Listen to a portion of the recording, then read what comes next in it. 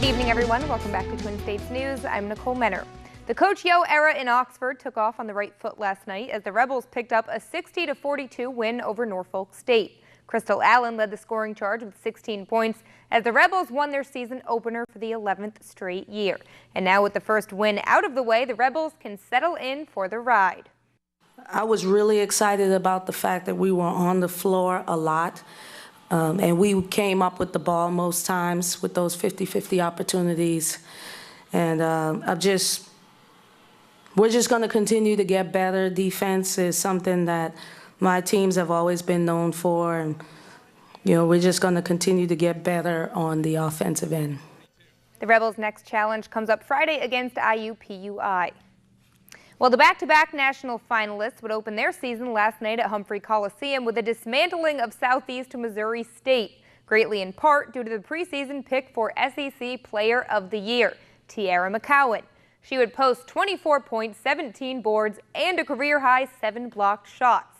The Bulldogs would out-rebound Southeast Missouri 56-24 and would force 20 turnovers.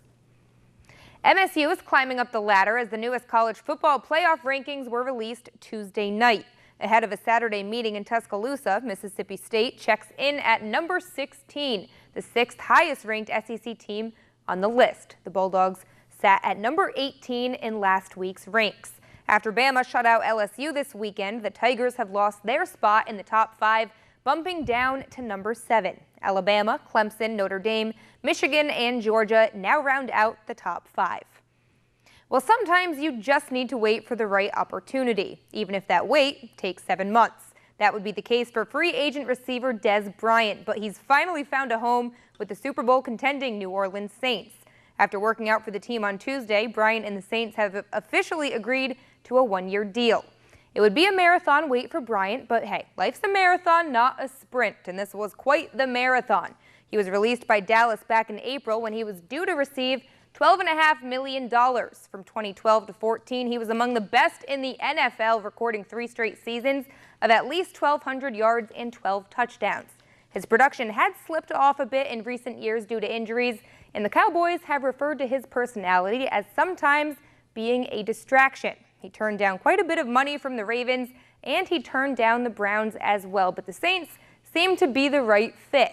While NOLA is riding a 7-game win streak and have the number 2 scoring team in the NFL, Michael Thomas is their only receiver with more than 12 catches this season. So Bryant is back in the NFL, and he has the chance to help the Saints make it to the Super Bowl. Dez has been a really good player in this league for a long time, and there is certainly a skill set that he has that is going to be beneficial, and so I look forward to getting to work with him. I look forward to building a rapport with him.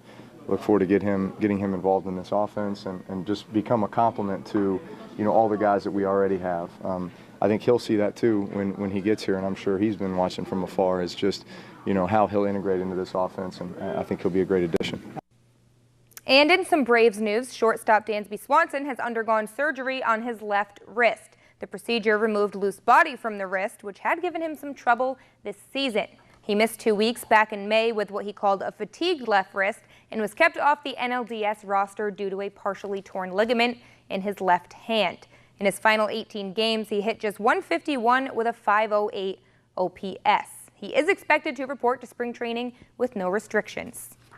And in some positive Braves news, Freddie Freeman was named Defensive Player of the Year at first base as it was announced earlier tonight. This comes just 2 days after Freeman earned his very first Gold Glove award. He topped all NL first basemen and was second in the majors this season with 12 defensive runs saved, and he also made it to his first All-Star game this season, so a good year for Freddie Freeman.